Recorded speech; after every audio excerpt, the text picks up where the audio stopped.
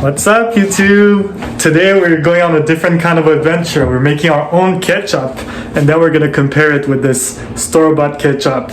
The judge of the ketchup will be us, of course, and for this we have two types of fries. We have potato fries and sweet potato fries, and you can see we're cutting the sweet potato ones bigger because it bakes faster.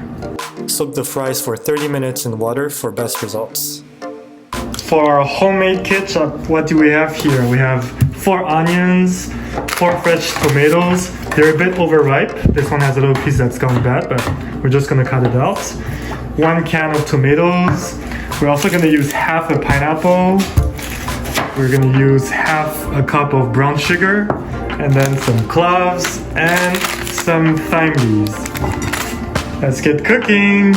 So I start by cutting the onions into big chunks. I like the big chunks for more texture. And then the next step is to cut the tomatoes. I remove the bad parts with a knife. And then we go on to cut the pineapple, big chunks as well.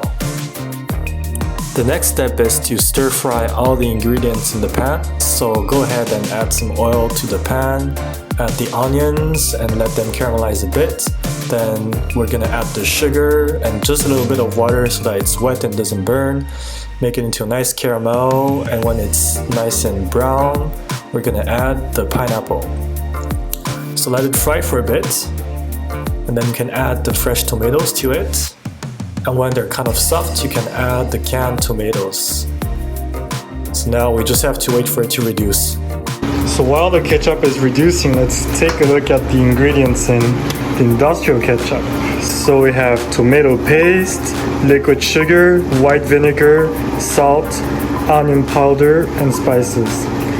So we've got fresh onions to replace the onion powder. We've got the acidity of the pineapple to replace the vinegar. And we have both fresh and canned tomatoes. And we've got cloves and thyme for spices. So now it's time to coat our fries with some oil, salt, and spices. So we add some paprika, some turmeric, some oil, and some salt. And we're gonna coat them using a brush. But you can use your hands if you don't have a brush. It's okay to add a little bit too much oil. We actually didn't put enough on our sweet potato fries, so they ended up a little bit dry. So now put the fries in the oven at 400 degrees Fahrenheit. So I think in terms of texture, it's almost ready. I'm just gonna wait for it to become a bit more solid. So at this point I tasted the ketchup and we decided to add a tablespoon of salt and a 1/4 cup of brown sugar.